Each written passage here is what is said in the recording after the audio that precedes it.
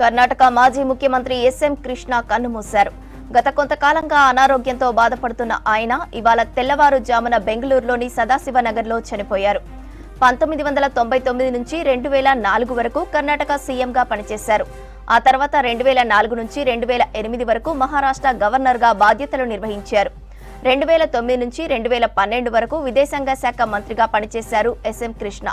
2018లో బీజేపీలో చేరారు. ఎస్ఎం కృష్ణ మృతికి కర్ణాటకలోని రాజకీయ ప్రముఖులు సంతాపం వ్యక్తం చేస్తున్నారు. కర్ణాటక మాజీ ముఖ్యమంత్రి ఎస్ఎం కృష్ణ కన్నుమూశారు.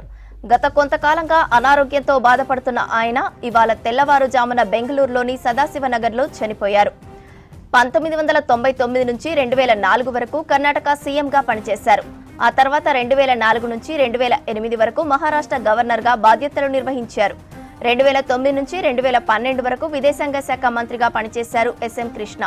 2018లో బీజేపీలో చేరారు. ఎస్ఎం కృష్ణ మృతికి కర్ణాటకలోని రాజకీయ ప్రముఖులు సంతాపం వ్యక్తం చేస్తున్నారు.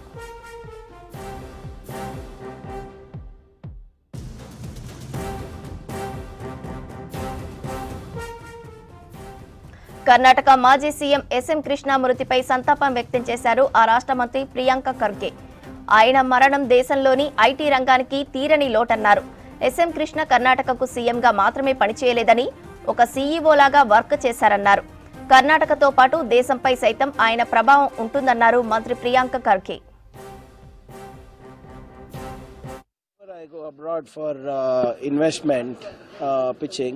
I still get to hear a lot of his stories about how passionate he was about India's growth story as Minister for External Affairs.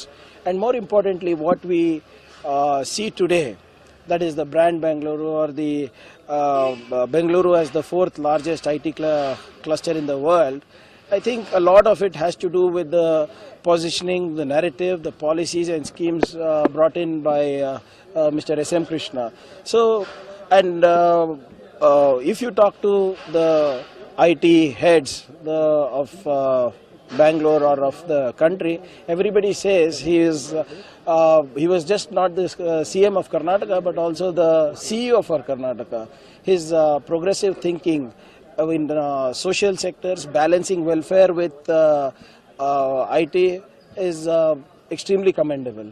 And I think he's left a great impact, a profound impact on the people of Karnataka and the people of India. And I think this is a loss that is irreplaceable.